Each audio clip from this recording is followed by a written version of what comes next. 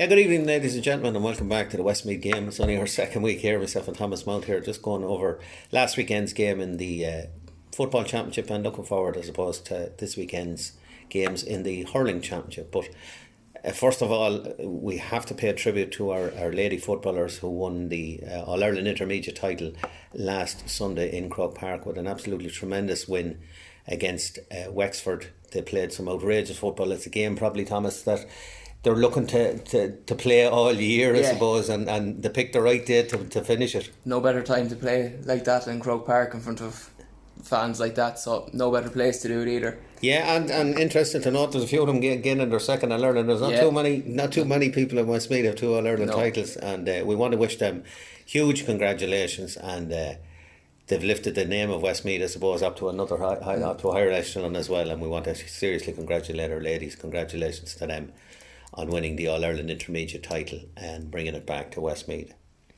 We're just going to go through a few bits and pieces here as we did last week. Again, if anybody has any comments or anything like that, leave it on our Facebook page. We'll try and get through as much as we can in the limited time that we have. So if you feel like you have something to say it, and don't be a keyboard warrior and sitting behind it. Anyways, we're going to start off with the Gary Castle and the Downs. Ladies and gentlemen, and welcome to Kinnegad here this evening for this evening's Senior Football Championship A encounter between the Downs and Gary Castle. I'm joined here on co-commentary on Airby TV this evening by Kieran Martin. Kieran, the ball is in, the game is on. Mitchell goes up for the first one, but it's Jimmy Dolan gets first to it. Passes it on quickly into Monaghan. Monaghan playing at centre half forward, named at wing half back, but gives it out. That's a lovely ball, a great ball out to Kieran. And it's across the goal. Is it going to be a goal with the first opening of the game? It's not, but it's well defended and it's up and over the bar. Good score that time, Justin Barrett. Ball coming across the square. Who's going to get there? Lovely ball. Goes straight in. Is it going to be a goal? Niall Mitchell is bearing down on goal. Is Mitchell going to have a goal shot at goal? And it comes off the crossbar. Oh, that had to be very, very close, Kieran. Yeah. In an attacking mood here this evening, Kieran. Yeah, there's no one dropping off. They're pushing up on their man. We can see in the Gary Castle forward line that James Sheeran's gone in full forward and Charlie's picking him up. So that could be a tactic that Gary Castle are going to do. Will kick the long ball, high ball in. Now looking for their first score of the game. Can they make through it? Out it back, it comes out. It's Ian Martin back across the goal, looking for Mitchell to get up for it. Mitchell does get up for it, knocks it down. Nicely worked around. Is it going to be the first score here for the Downs? It is. Nothing line him, heading towards goal, looking for an outlet. Doesn't see one yet, but spots it on the far side. Into his centre half forward. Back out again. Back out it comes again. Over on the far side, can't see it. I think it's Joe Moore not a go at that one, is it? Yeah. It's patient. Lee Moore with the ball and gets it off. It's straight through the centre. It's a lovely run.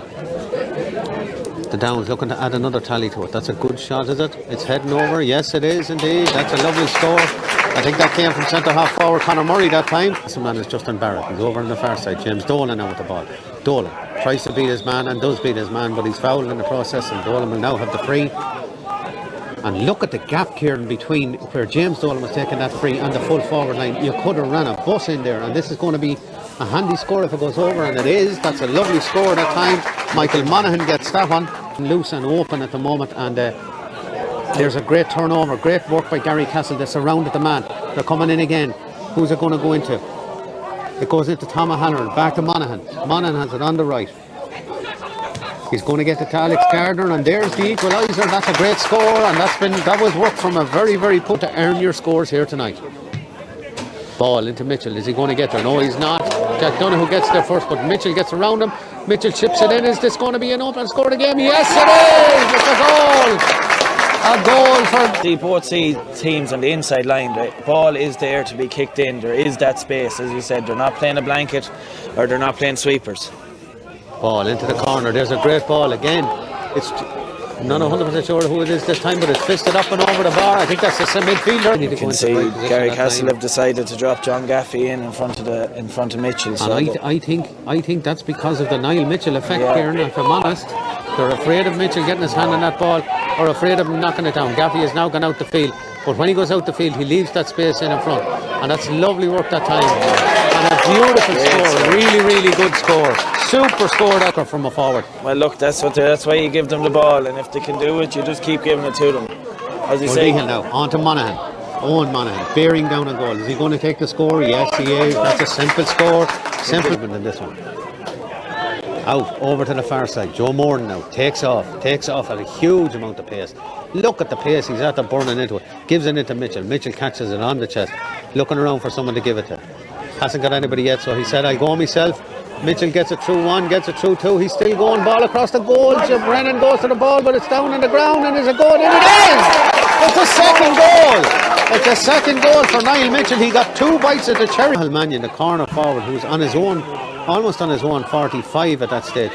Jimmy Dolan with the ball now. Ships it out to this side of the pitch.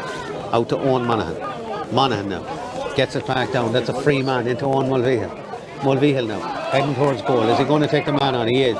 Takes him on once. There's 2 more downs when they run into one each other. Is Mulvihill going to have a shot himself? Great score. That's a super individual score for Owen Mulvihill. So there's another perfect example for it just as we head into the half time here in Kinnegad, and at half time here it's the Downs 2-5, it's Gary Castle 6 points, and create overlaps and to create players that's in it. But there we go, Jimmy Dolan now going through, goes through one, gets the ball in into the corner forward. That's a great block that time. Didn't see who got the block on it. Charlie Drummond's going to come out with it, is he? No, he's not.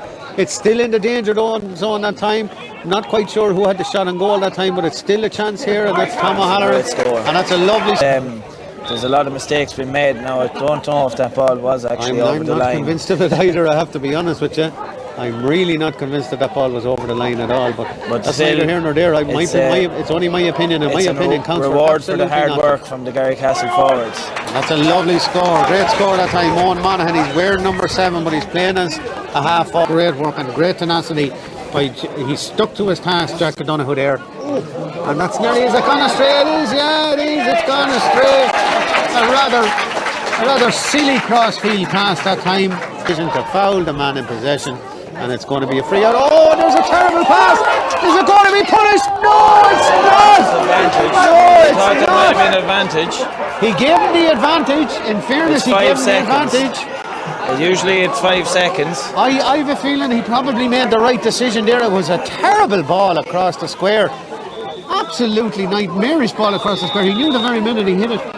And you know what? I don't think he was fouled in possession though again. No, this one is moved back across the corner. Conor Gavin has the ball, tries to get it back.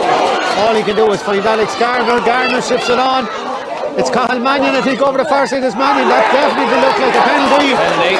And this one is given, Kieran, and I don't hear a really tight game. It'll be back to a 1-point advantage if this one goes into the back of the net.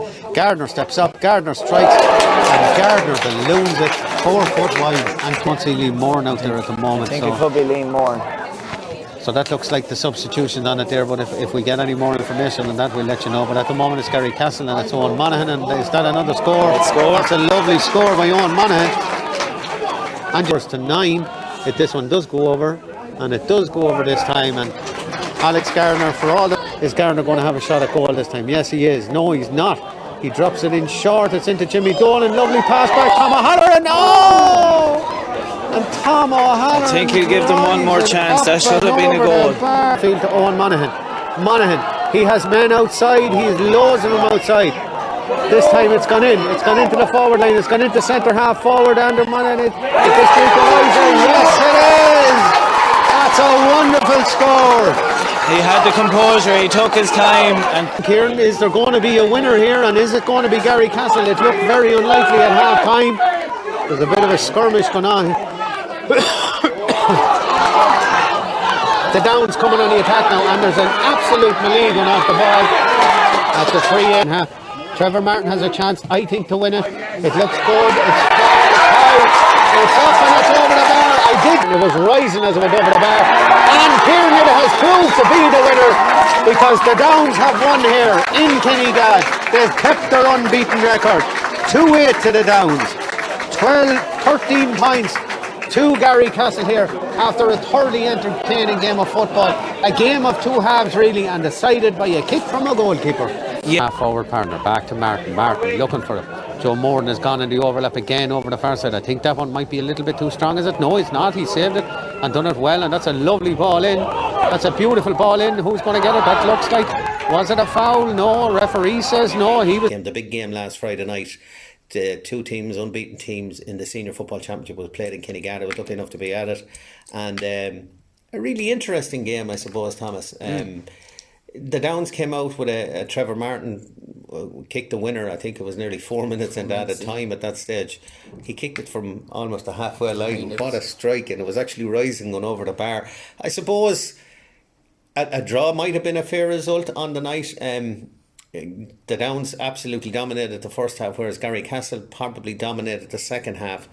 The interesting thing for me was Garrycastle's scoring power. They were very, very positive in front of goals. I thought they missed an awful lot of very good chances, and the fact that they weren't willing to kick for scores, whereas the Downs at the opposite end, they kicked whenever they got the opportunity and made the most of all their chances. 2 goals, 2 really well constructed goals, I have to say as well. It wouldn't surprise me to see these 2 teams later on in the championship as well. Garrycastle just not up to pace yet, in my opinion. That's just my own opinion. I thought the Downs just about had to measure them, and their tactics worked so well. They played a short game or a long game for the first half with Niall Mitchell in full forward, and then when he went off, I'm told he was injured, they played a more running game on it. Garrycastle came really back into it at the start of the second half. Interesting to note, very few of the forwards scored, Tom. Yeah, we had it was interesting because in that first half, as you said, the Downs kicked long ball inside, then kind of switched to a running game once Garrycastle put that sweeper in. So there's nearly 2 halves in that first half alone. Yeah. And then the second half, similar, Garrycastle started off slowly enough, then the second half it really found some form, had 8 or 9 shots in that third quarter. Yeah, and it brought a sweeper back after, possibly too late in my opinion. The Downs had done a lot of damage prior to that, but they did bring a sweeper back, and they moved Jimmy Dolan in as corner forward almost for the entire last 20 minutes, definitely after the last water break. And they were pushing for at least a draw and possibly looking for the win, I suppose, as well. It was a beautiful evening for football, and a lovely crowd there as well, and it was nice to see it. First game of this championship under lights, funnily enough, and it was interesting. It was very, very interesting. As I said, it wouldn't surprise me greatly if both teams weren't at the business end of the championship. But the Downs, 3 wins out of 3, you can't ask for a whole lot more than that. Not themselves and Kinnegad are setting the pace early on. Yeah, and speaking of Kinnegad, they had a whopper of a win here against Athlone on Saturday evening. Of course, an awful lot of games clashed on Saturday evening. I think we had 6 games on at the same time. I was at an intermediate match. Unfortunately, I didn't see it. I did see Shamrocks and Killucan on Saturday afternoon. Really interesting game as well, probably highlighted by a goal that has gone virtually viral from Dylan Matthews, who took it up between the 21 and the 45, and nobody laid a hand on him until he got to the opposition 21, and he absolutely rattled it back in the net. And a wonderful, wonderful goal. But on the Garrycastle, the Downs game, it was even Steven for the most part. I thought the Downs dominated the first half, particularly the first quarter, and maybe even well into the second quarter. Garrycastle kind of reset themselves, I suppose, after that. Yeah. But as we've stated, and the stats will prove that, for scoring chances for Garrycastle and scoring chances for the Downs. Yeah, we'll just go through the stats here for you then. So both teams are quite even on their own kickouts. Downs won 18 out of 23 their own kickouts. Again, they scored 2-8, 2-6 of that came from play. They did 5 wides from play and did 2 wides from frees. Their chance conversion rate came in at 58%, so about right what we'd say. Yeah. The interesting one was the turnovers. The Downs got turned over 26 times. Yeah. Whereas Garrycastle got turned over 18 times. Yeah, and I'd say of those 26 times, I'd say the vast majority of that was in the second half when they tried the running game as opposed to the direct game. And it's something I suppose manager John Mahan will be looking at over the next week or so. Anyways, injury to Niall Mitchell, he did come off. We thought it was a very strange decision at the time, but we were told afterwards that he was carrying a hamstring. Not 100% sure with that. The Downs, I still think the Downs need a really good scoring forward. No disrespect to any of the lads that are playing there, but they need a guy that's going to get them 7 and 8 points a game. Maybe with Luke Loughlin coming back, you wouldn't know. It definitely would add a different dimension to their play. I thought their fitness levels and their hunger was incredible, and it caught Garrycastle a little bit surprise. Why, I don't know, because these teams met, I think, in the quarter final last year, and you know, Garrycastle should have been a little bit more wary of them, in my opinion. Having said that, I still think Garrycastle are just shy. Their forwards were poor. Alex Gardner he shot 2-8 on the previous day. I don't think he even got a score the last night. He got one score from a free. From a free, and I think it was very late on in the game. Of course, both teams will point to contentious decisions that were made in it. But look, the referee is there to do the job, and no matter how much you argue with a referee, he's just not going to change his mind, and that's it. And I thought Alan Kine did a fairly decent job on it, you know. We'll just have a look here at the Downs analysis. So just some bits from So first half, you said already, Paul, they kicked a lot of ball in. It wasn't just traditionally long ball that you'd see played in. There was some actually, what they used very well was that kind of diagonal ball from the right. Yeah, and Niall Mitchell was very unfortunate. I think he nearly broke the crossbar with such a clatter that he hit. But it was only a precursor for what happened shortly afterwards, because they did get a goal, and their direct running, it was into the forward line, get the ball moving at all stages. And look, another lovely score there. Just take, when your chance arises, that's what you want, and that's what you want your forwards to do, is take your chances when they arise. Whereas at the opposite end, Garrycastle were a little bit wasteful. Yeah, and that was the big thing. Then, as we said, in the second half, they seemed to change that style. So when Garrycastle put in that sweeper, they would change to the running game, and it was very evident. And what the Downs had was they had good strong runners from that half back line. They had Joe Moran in particular. I thought had an absolutely super game, and we see him in this shot here. He was the man that overlapped and got the chance to pop it up and over the bar. And Garrycastle didn't track them. Jonathan Lynham at the centre of the field, a guy that had a wonderful game. And the guy I want to point out again, he's one of my favourite players at the moment, is young Charlie Drum at fullback. I think he's an excellent player. He kept Alex Gardner, as you said, to 1 point. There's very few fullbacks, there's very few defenders anywhere in the county or country will keep Alex Gardner to that, but I thought he was excellent once again. The other thing, the big thing with what Garrycastle we saw was, like, from the stats, Garrycastle had they 12 wides from play, which is a lot in these games, in championship games. You're not going to win many championship games. No, you're not going to win championship games at it. And I suppose if you're going to kick wides, now is possibly the time to do it. Yeah. You know, or if you're going to drop it short, it's something to work on. But nothing is guaranteed. Nothing is guaranteed that they're going to make a playoff position, I suppose, at the moment. Such as is the magnitude of that whole group. Like on Sunday night, then we had, you're going to do another bit of analysis on the Garrycastle. Yeah, just on this. So, like, what we had here was, you'll see on the screen, the 12 wides, and if you look at the areas I had them from, there's none of them that you turn around and say, geez, they're shooting from bad positions. Yeah. It was just an off day for them. Just an off day, and it's very rare that Garrycastle have that off day, and as I say, it's probably the best time to do it now in a league fixture or in a league part of the fixture, as opposed to the championship when it gets down to the nitty gritty. I suppose something to work on, I suppose, for Garrycastle. Yeah, like they had one part of it right. Like if you look at their spread of scores, Owen Monaghan, who was in wing back, he scored 3 points. He actually played as a half forward, though. I think he was named at number 7, but I think he actually played as a half forward. I think they drew back a couple of their half forwards into the defence. Like Tom O'Halloran got 2 points, Michael Monaghan got 2 points. Again, both named 10 and 11. Owen Moville, Justin Barrett, midfield got a point each. So you'd say there was a good spread of scores there. They were just missing that marquee forward to put 5 or 6 over the bar. I think both teams were missing that marquee forward, if I'm honest. Niall Mitchell, I suppose, caused most harm in the first half because of height and strength. And Jack Donoghue, in fairness to him, he stuck to his task for a long time, and he probably got the better of it towards the end, I suppose. But Mitchell maybe carrying that injury. But Mitchell is a serious threat on the edge of the square, and if the Downs get something running in and around him when he's gone up for those balls or something to knock it down to, there'll be a force to reckon with, Thomas. And I think they're a really good, well balanced side, well coached side, it has to be said as well. They know their system, and they know how to play it, and they play it to the nth degree, and they don't deviate a whole lot from it. And if it's not working, John Mahon gets them in maybe at the first water break, second water break, or half time, and they tweak it just a small bit, you know, and there was no major thing in it. I thought they did die out of it a little bit in the second half, and Garrycastle probably or possibly deserved a draw.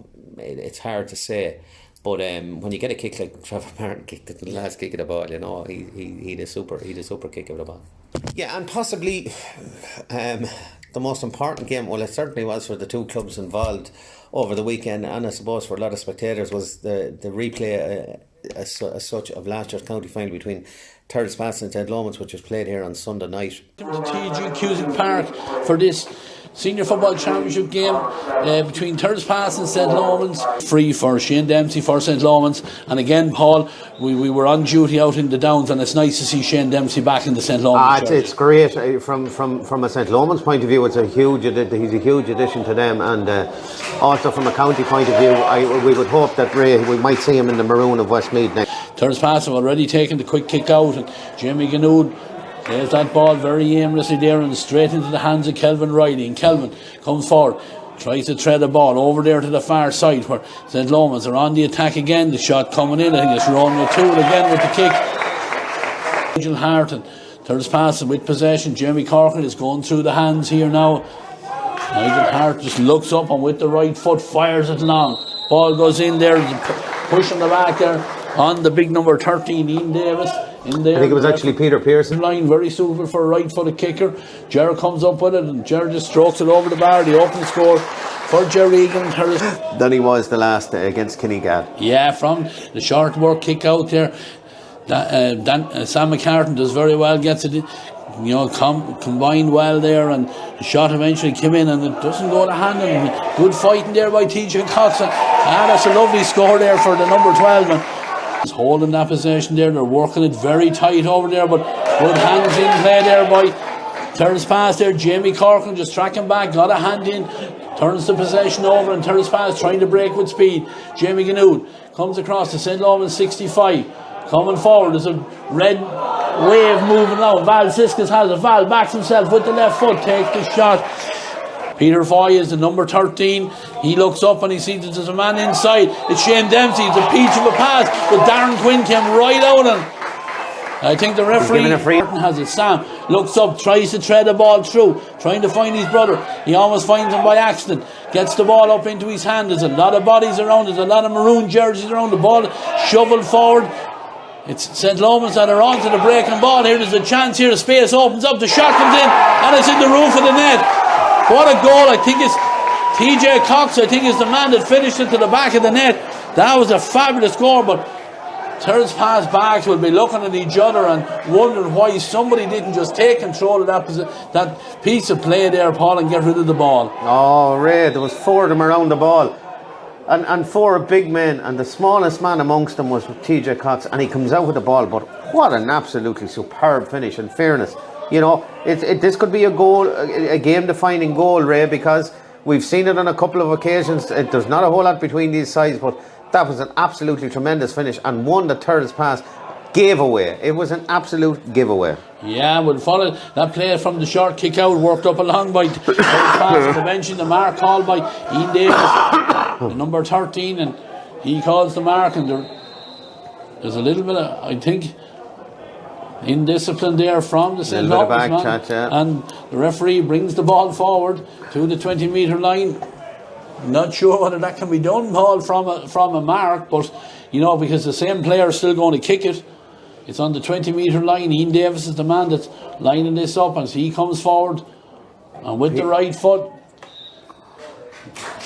he finds the goalkeeper Jason Daly, and already they're on the other end of the field with TJ Cox firing a lovely low ball in front of Shane Dempsey. Shane takes on his man. He's around him. He's inside. He backs himself, goes low. Darren Quinn makes a great save with his feet. The ball breaks back out as far as Sam McCartan. Sam taps it over the bar. There's very little end product, and it has been, in my opinion, it has been a fairly forgettable first half. It's a team, or it's a game, I suppose, with its defences on top. But look at Turles Pass here with a bit of an opportunity here. The ball given inside. There was a couple of men on the run there, but it all came to naught there, and Paddy Dowdle sweeps up in there as only he can do and gets the possession, and with that the referee Declan Nugent signals the end of the opening half here. Turles Pass now stepping forward. It's the big midfielder there, that's Nigel Hart. Nigel does very well, gives the ball in, and the ball is fired in long. It's a dangerous ball, breaking down inside. It's broken. Oh, who's on it? Chance for Turles Pass. Aaron O'Brien, can he get it? Peter Pearson, they hold it. Maybe take a little bit much out of it. Shot comes in off the inside of the post and the back of the net. goal. I think it was Ian Davis, was it? Paul the man. All cylinders. More dangerous ball across in the centre there is intercepted by TJ Cox. TJ coming forward, has he a chance to get the shot away? I think there was a half block on that, but it's doesn't impact on it because it manages to squeeze over the bar there. The halfway line, gives it on then to Aaron O'Brien. Aaron with the right foot fires a beautiful ball inside. Jerry Egan is in there in front of David Whelan. Called for the mark and a lovely foot pass there by Aaron O'Brien straight into the midriff of Jerry Egan, and Jerry immediately shows the experience, calls the mark, and I would expect him to stick this one over the bar, and that he does. Almost half of the field. Ball is fired in there by Aaron O'Brien. Lovely ball it is. Falsiskas wins it and gives it back to Jerry Egan, and Jerry backs himself, takes the shot. The umpire, yes, he eventually reaches for the white flag there. Free is taken, and St. Lomans are coming forward again with Sam McCartan. Sam has 3 terrace pass men around, does very well to give it into Fola. Fola gets around his man, he's heading for the goals. Can he take the shot? He's brought the ground. What's the referee signal? Terrace pass men are absolutely. The ball is on the inside the 13-metre line with Shane Dempsey. Oh, what a save!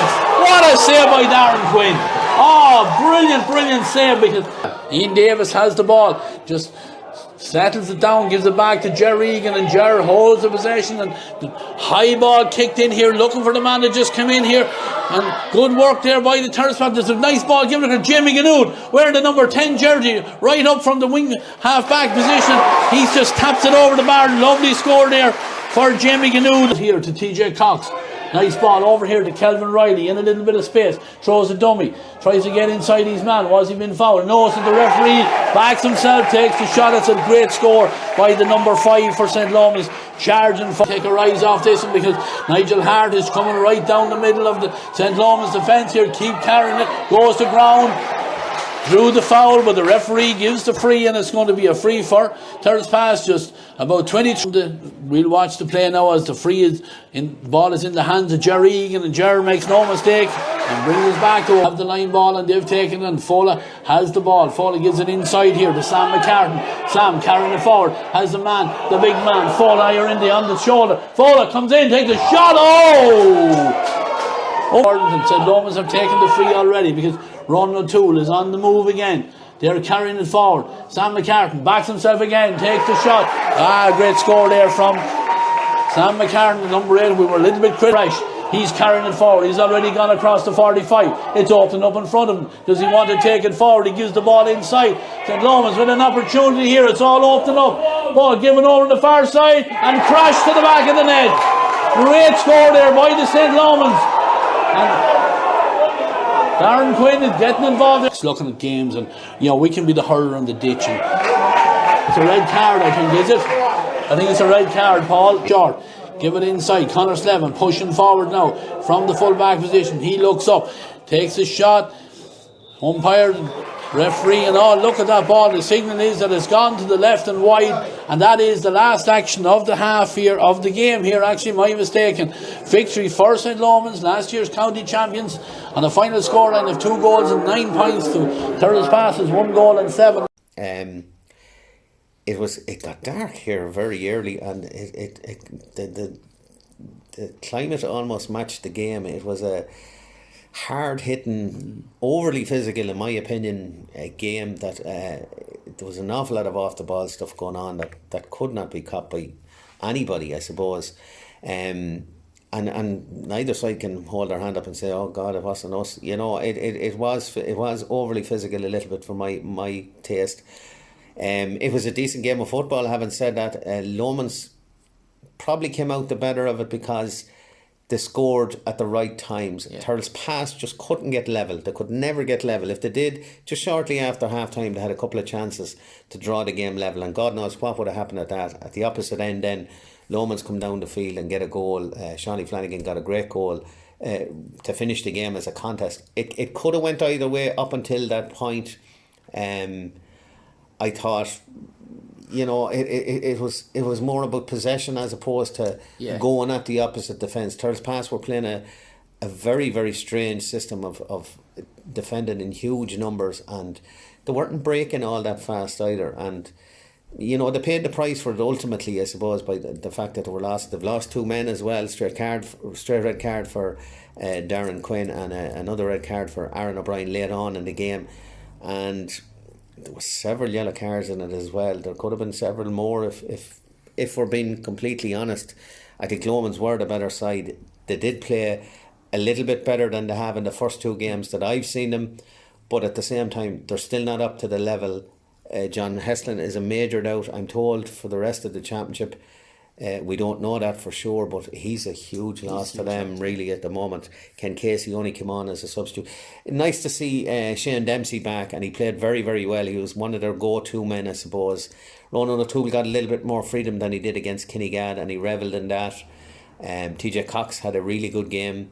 Their defence, Sam McCartan again kicked a couple of wides, unfortunately, which kind of spoiled his game.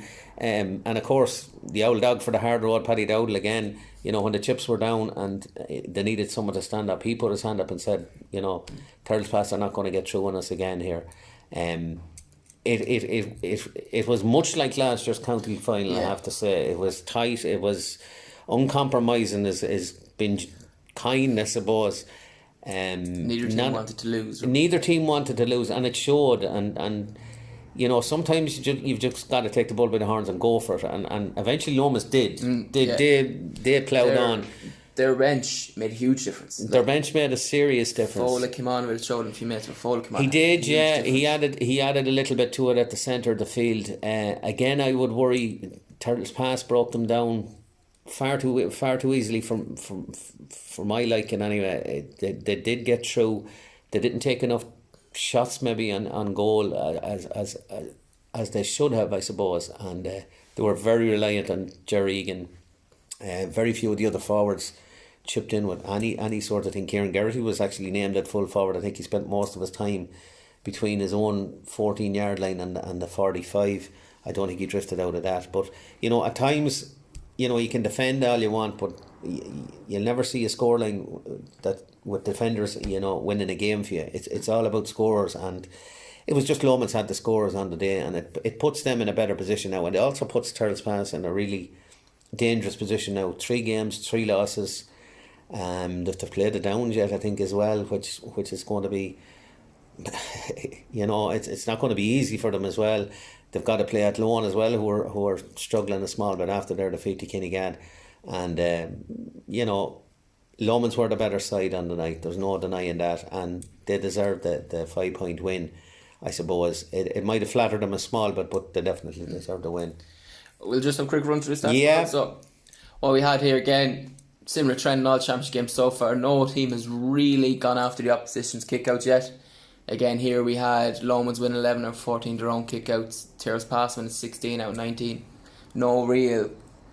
The first couple of kickouts, Turtles Pass or Lomans won Turtles Pass, but after that, Darren got them off quite well. Again, Lomans got 2-5 from play. Turtles Pass only got 1-2. The big one again, the one that's probably worrying Lomans, did a big wide counter last. They did 15 wides from play this week, and that's probably what you're saying. The John Heslin effect. They're missing John. If he's on the pitch, you can cut that wide number in half. And some of their wides, Tom, were poor. You know, I mean, there was good scoring chances, and they panicked as well. Much like the Kinnegad game, they panicked in front of goal. Some of their shooters. Whereas John Heslin doesn't do that. John doesn't do panic, you know, and maybe we're being a bit unkind to their forwards, but he is the driving force behind that forward line. You know, if he gets going in any sort of game, we know what sort of damage he'll do to you. And they are seriously missing him. They're missing Ken Casey, I suppose, as well. And, you know, a few injuries are not helping them, I suppose. No, and then the last big stat was neither team convert 50% of chances. Yeah. Lomans 38%, Turtles Pass 42%. It probably tells the story of the game that was attritional battlefield, that middle third. It was a lot of it around the middle third, and you know, I have to be honest, it wasn't overly pretty to watch. The 2 goals kind of lit it up for actually the 3 goals lit it up. They were about the best moments of the game. Peter Foy will have better games. You know, he was I think he got a bit of a blood injury earlier on, but there was so much stuff going on, Tom, after. But we were on commentary, like, and you were just spotting things here and there, you know. And I thought Conor O'Donoghue at wing half back, I thought he did a super game for Lomans. I really like him. He's been excellent for them over the last number of years, and probably doesn't get enough praise for the work he does. But his overlap and his connection with the forward line, I thought, was excellent, and he defended expertly well as well. Lomas gave away a very soft goal, if the truth be known. A big high ball, you know, they're prone to it. It has happened to them on a number of occasions now. Maybe it's something that Declan Kelly will have a look at. They are prone to it. They're also not the greatest team to play against a blanket defence when it's really, really tight. We said that last week when they played Kinnegad and against the Downs as well. They do find it hard to break down, and maybe, as you said, the John Heslin influence is part of that. But they're still there. They've got a win on the board now, and they'll be all out to regain the Flanagan Cup again.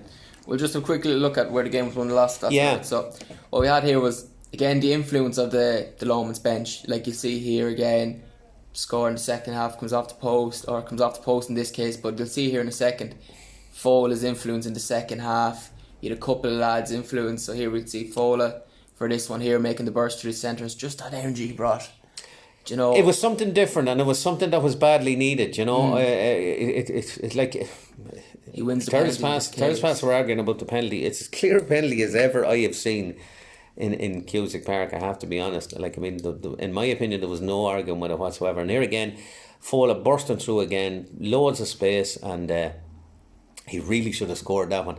He had a couple of good chances to really put the game beyond doubt as well. This is the goal for them. Then coming up 3 minutes to go, important time.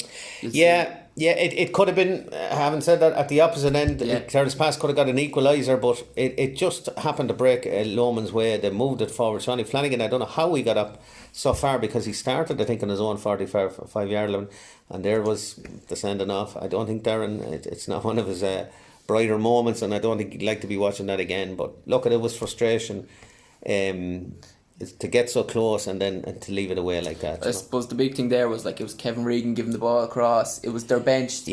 Whereas at that time of the game, Terrace Pass were looking to Jamie Ganood, Nigel Hart, Jerry Egan, all lads who'd been on the pitch 45 minutes in an absolute war zone. Whereas Lomans had them, the energy to come off the bench and change it. They had, and look, 5 points probably.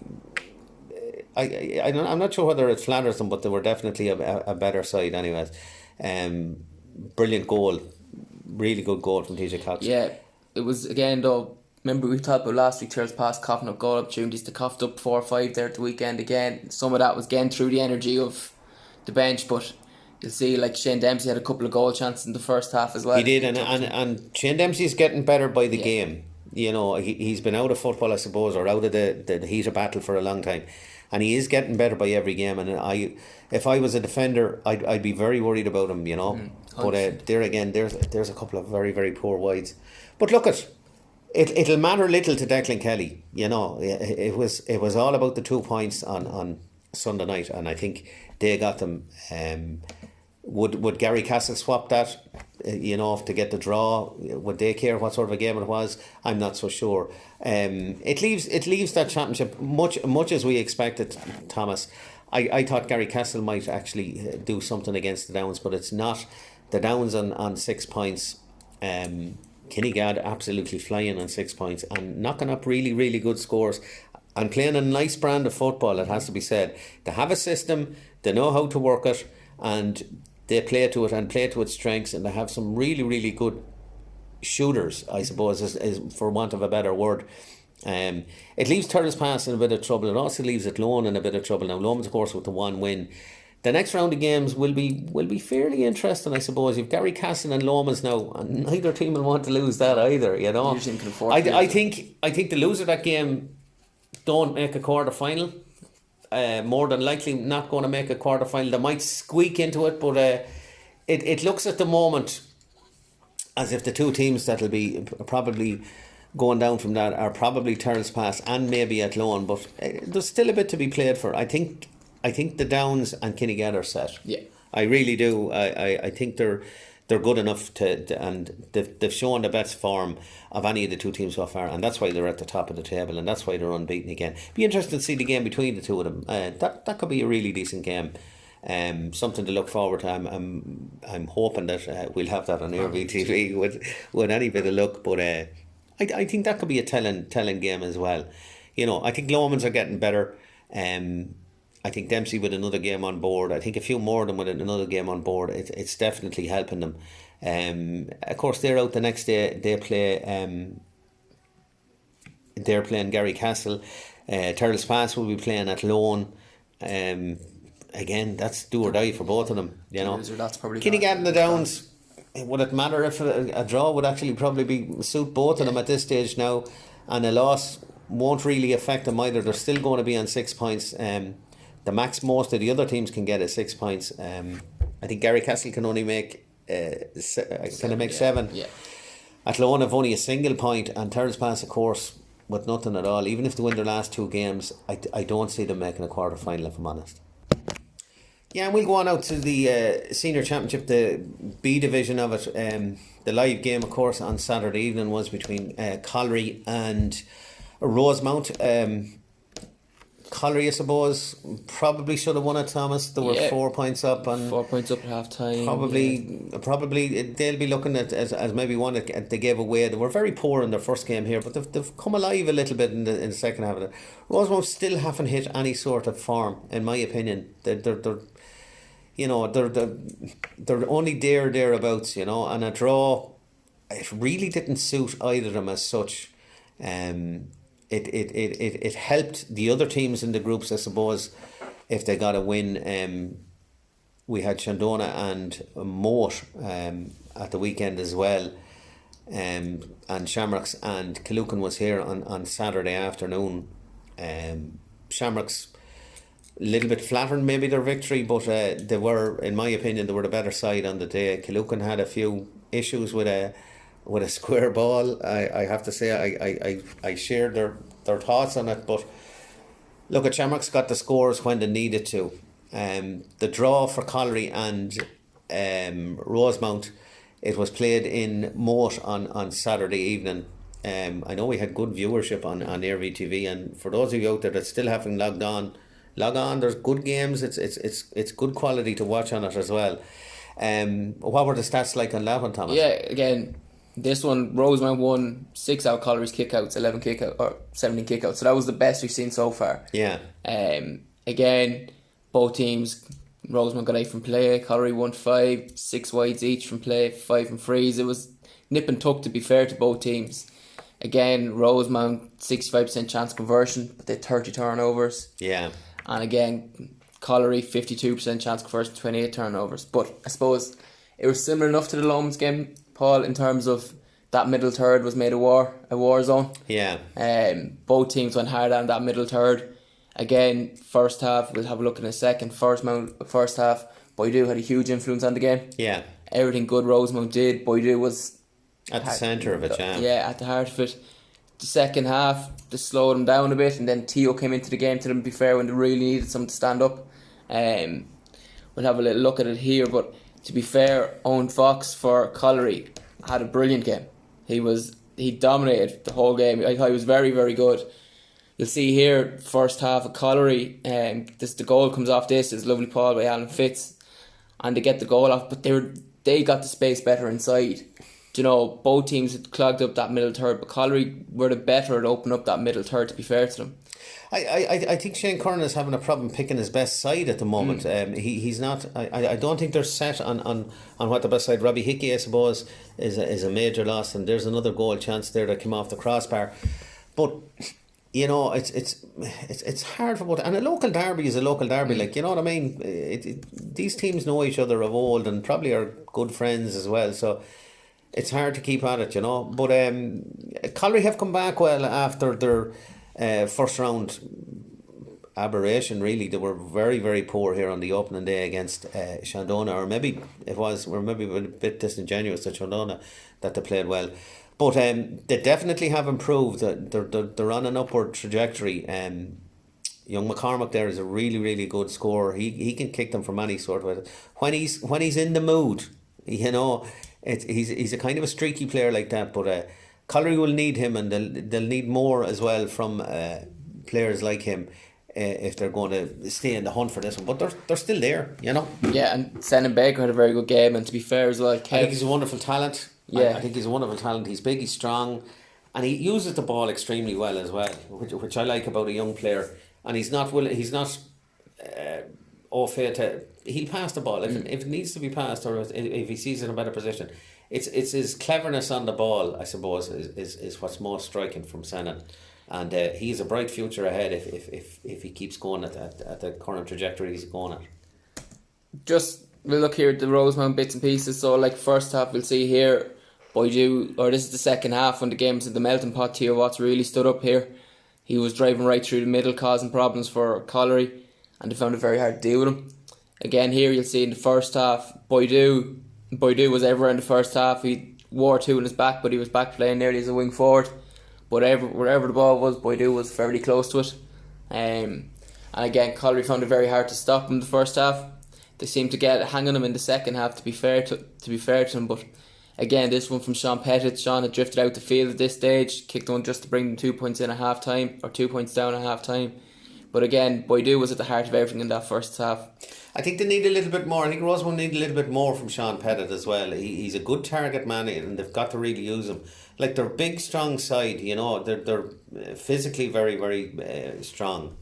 I think they just need to use that a little bit more. Young Cox there at corner forward, I'm really nice about it. I really like him. I think he's a really decent player. He's a tendency maybe to run into the tackle, which I suppose an awful lot of players at the moment, as we've seen with turnovers in most of the games so far. But they're getting better as well. You know, that Group B is a bit of a minefield still. I know Shamrock's got the win against Killucan, but that still doesn't leave anybody safe. Shandona and Moat, another draw. I didn't hear any word about it at all. I just heard it was a kind of an attritional sort of a game as well. And Moat's still not out of it as well. You know, they're more than holding their own after coming up from intermediate last year. And that's what you want to see. You don't want to see yo-yo teams like up and down.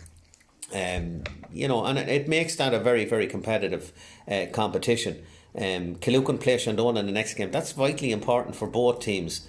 Moat and Rosemount, of course, a local derby, and then it's Colliery and Shamrocks.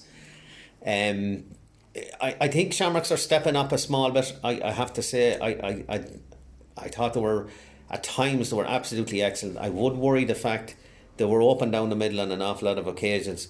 But then again, you had the likes of Devon Hill playing for Killucan as well, who's an absolutely tremendous player and has a future not only in the saffron of Killucan, in my opinion. I think he has it in the maroon of Westmeath as well. I think he's a really, really good player, and he caused Shamrocks endless trouble during the game. Shamrocks with a big injury list. I know Donald Donoghue was on the bench. Paddy Fagan pulled up early on in the game. Billy Flynn is out. You know, but look, you play with what you have. You know, young Matthews there. We would never have thought of him as a cornerback, but Jack Sheedy has converted him into cornerback position, and we've seen what he did last Saturday. It was worth the admission money alone just to see the goal. It was a cracking good game of football, I have to say. Played in the right spirit as well. You know, they went toe to toe at it for the vast majority of the game. Shamrocks pulled ahead, Killucan came back, Shamrocks went ahead again, Killucan came back again. You know, and that's one thing you'll say about Killucan. They'll never give up. They will fight to the bitter end, no matter what the scoreline is. It'll be interesting the next day with themselves at Shandona. I think that'll be pivotal for both of their chances going forward. Moat and Rosemount, local derby is very, very hard to call. I wouldn't like to say who that one is. I would have a sneaking suspicion. I think Rosemount are getting a little bit better. And Colliery and Shamrocks, it'll depend on which team for either team turn up. You know, if it's the Shamrocks team for the first game against Rosemount, I think they'll easily dispose of Colliery. Whereas if Colliery step up the way they did against Rosemount the last day, I think they might be in with a chance as well. So I think that group is still wide open, and it also has the spectre, unfortunately, of someone being relegated to intermediate level. So there is that little extra bit of spice to that as well, you know. But interesting times ahead and interesting games ahead. Move on to the intermediate section now, and we'll move on to intermediate section A. Games at the weekend. Maryland with a good win against Ballymore, 312 to 110. St Malachy's with the big win of the weekend, 5-9, 5 goals against Tang. Tang were very out of sorts, I believe. Scored 15 times, whereas Malachy's only scored 14 and yet won the game handsomely. And of course, the other game ended up in a win for Castledaly by a single point, 16 points to 112. Miltown Pass would have been a lot of people's tip before the start of this championship, Thomas, and they're struggling a small bit, I suppose.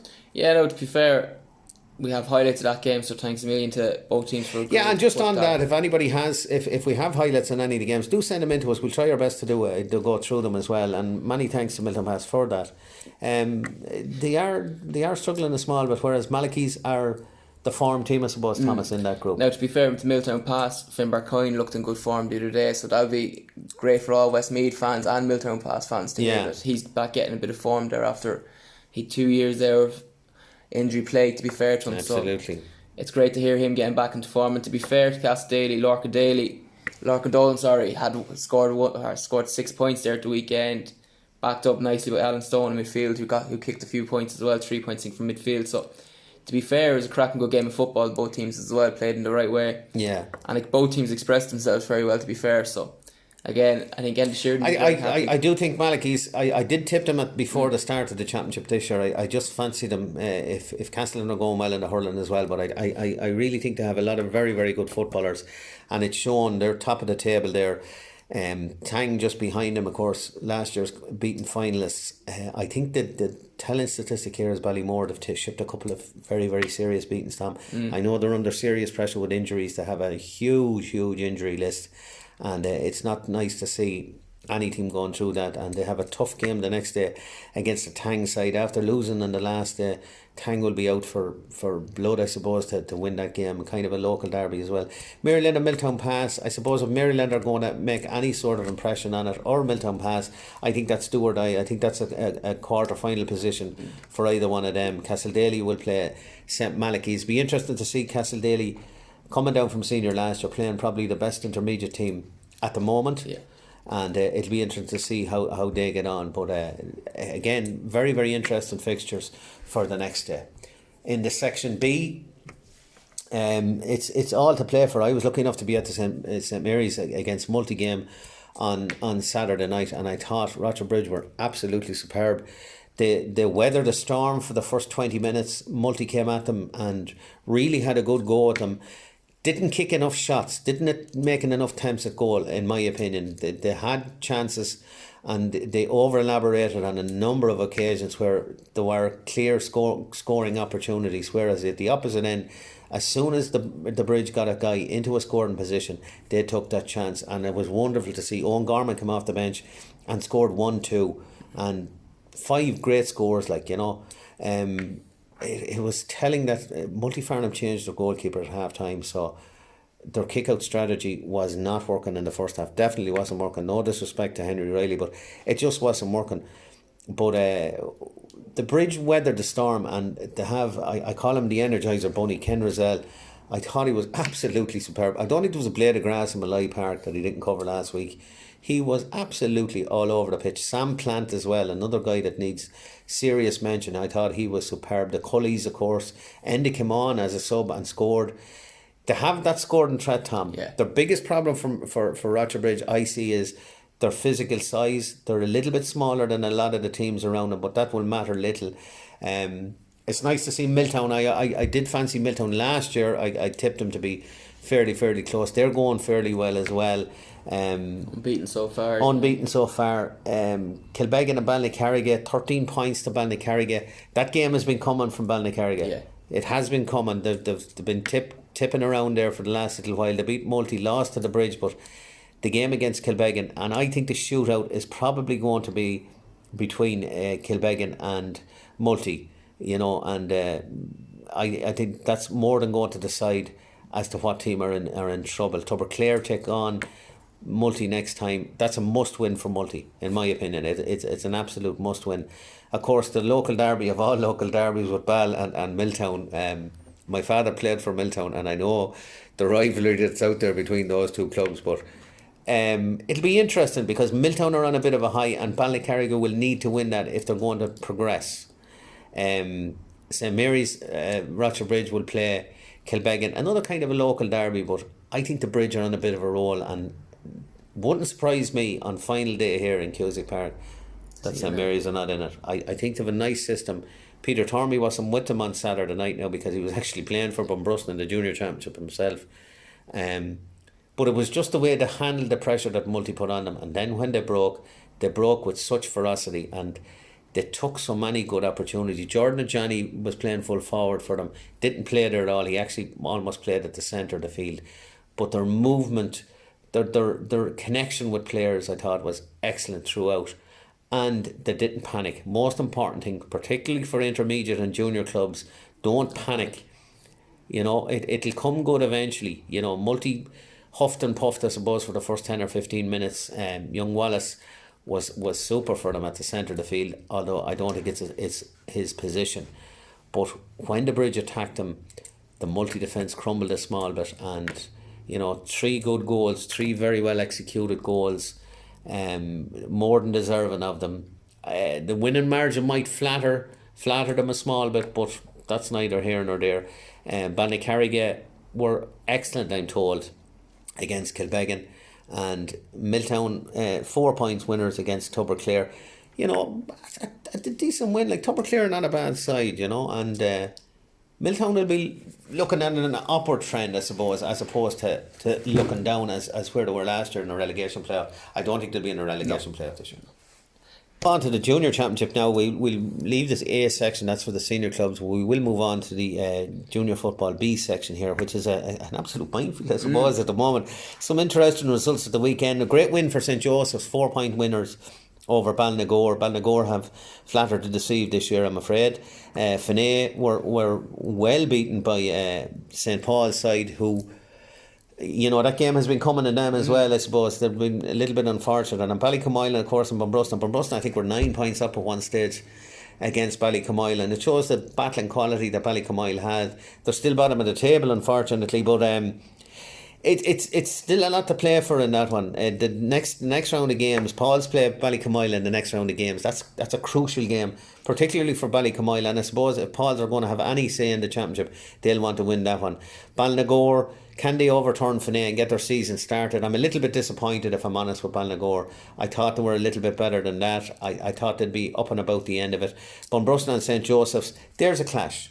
That could be the game of the junior championship for the next day. Bunbruston will be smart and over giving away what looked like an unassailable lead, I think, at times. And Joseph's, of course, on an upward trajectory.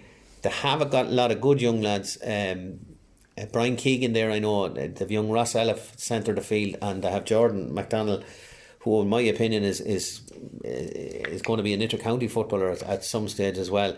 So that'll be interesting to see how Bunbruston get on with that. But it's really all to play for, and it's nice to see a junior championship where most teams have still a chance in the top, and I like to see that. There's nobody absolutely running away with it, and if we thought Bunbruston would be the strongest contenders in that one, they're going to have to face off, I suppose, against the B teams or the second strings of the senior clubs, which is another minefield at the moment. The Downs are going fairly well in that. Gary Castle, I suppose, as well, St Lomans. A lot of those senior teams have used an awful lot of players now with their senior teams, as opposed to with their junior teams as well. So I do think for this, I think some of the junior teams might be a little bit better off come the knockout stages of this one. I think it'll be hard for a senior club to win the junior this year, but I wouldn't rule out the possibility. But I do think that the junior clubs are beginning to get their act together, and a lot of them have a chance still left in this. I think Bun are still the team. I suppose there's a couple of upsetting results in there, or surprising results probably is a better word. Like Finney were unbeaten going into last week's game. Yeah. Paul's hadn't got a point yet. But Paul's turned them over. Yeah, we were talking last week about Brownstown. Brownstown lost their first game in the hurling as well, which would be St Paul's. Most of those guys would be playing football for St Paul's as well. But they turned around as well the last day against Father Dalton's and were excellent. So that maybe had a knock-on effect to it as well. Finney, they flatter to deceive at times. They're excellent one day, they're not so good the next day. 7 points is a fair beating now in any junior championship game. The outstanding result for me, I thought, was Joseph's against Ballinagore, 4 points winners, and you know, they're coming back to the heights that they reached when they won an intermediate or won a junior championship here not that many years ago, in my lifetime anyway, maybe not in yours. I do remember winning with the likes of Aidan Lennon and a few lads like that, and it gives everybody something to play for. Do you know what I mean? I think that group, everybody has something to play for the next day, which is what is important. It's not a meaningless fixture. You know, every game is going to be crucial to the outcome of it as well. You know. Will we just look at the senior hurling fixtures? Yeah, because we kind of touched on them last week. We touched on them last week. We have the big game, I suppose, of the weekend is Castletown and Clonkill, and that'll be on Eirvy TV. I have no doubt about that. Does it make any difference, really, Thomas? Let's be honest about it. I think both teams are going to be probably in the knockout stages as well. Will it be a little bit of shadow boxing? Pollard and Crooked Wood, I think personally that's a relegation battle. I think the team that loses that will be heading out to Trapdoor. To be honest with you, Crooked Wood have taken a couple of horrendous beatings here in the last few weeks. It's not nice to see. Pollard, of course, coming on the back of 2 defeats as well. The Gales and Raherney, if the Gales are going to make a knockout position, Tom, they have to win this one. Yeah. It's a must win for them, you know. I think Raherney just have enough for them. I think Raherney are playing a little bit better than they were this time last year, and I think Raherney will be in the knockout stages. But look, at anything can happen, as we know here on Eirvy TV and indeed in Westmeath GA.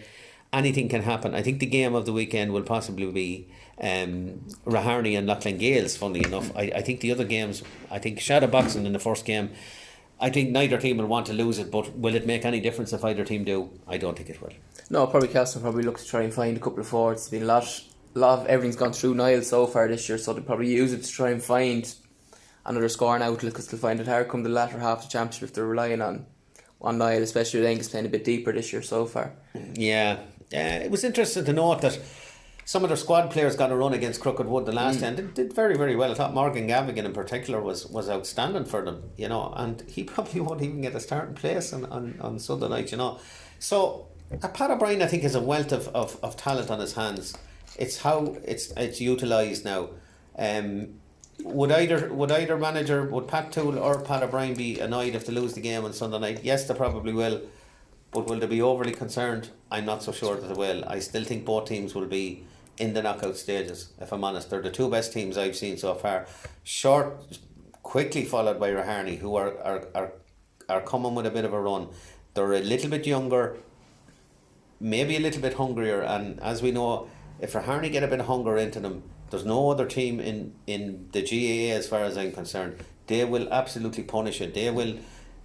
They have such belief in themselves, and they've such a tradition in Raherney that they love winning trophies. They just love winning trophies. That's the bottom line. No matter whether it's an under-8 girls game, they don't care. They love winning trophies, and they'll want to be at the business end of this championship. I think they possibly will. But if the Gales, as I said, if they're going to make any impression in this championship, they have to beat Raherney, and if they don't, I think that's the end of their season as well. If anybody wants their clubs highlighted, or if they've anything to say to us, or they want us to mention anything here on Eirvy TV highlights, just let us know. Drop us an email, pop it in as a comment into the Facebook page, and let us know, and we'll try our best to get you involved in it. And if there's anybody watching from abroad, we'd love to hear from you. I know there's people in Australia, in Perth in Australia. I know there's people in New York. I know there's people in Abu Dhabi, who is a hotbed for GAA football at the moment. And we're glad to say that we're getting a few comments from them. So if you've anything to tell us, if you want us to feature anything in it, and if we can, we possibly will next week. So that's all from us here, Eirvy TV, for our preview. My thanks to Thomas Mount. And look, if you're doing nothing at the weekend and you want something to watch, there's 3 games on Eirvy TV. It'll only cost you a tenner, so get out there, get watching. You wouldn't know who you'd hear on it. We'll have more analysis, and we'll have more look into it a little bit more in depth next week, hopefully. And we hope you enjoy the games at the weekend. Remember, be safe. Don't want anybody breaking out again. We don't want the Tyrone here. Be safe. Get to the games if you can possibly get to them. Enjoy your football. And we'll see you again real soon. Thank you very much for tuning in.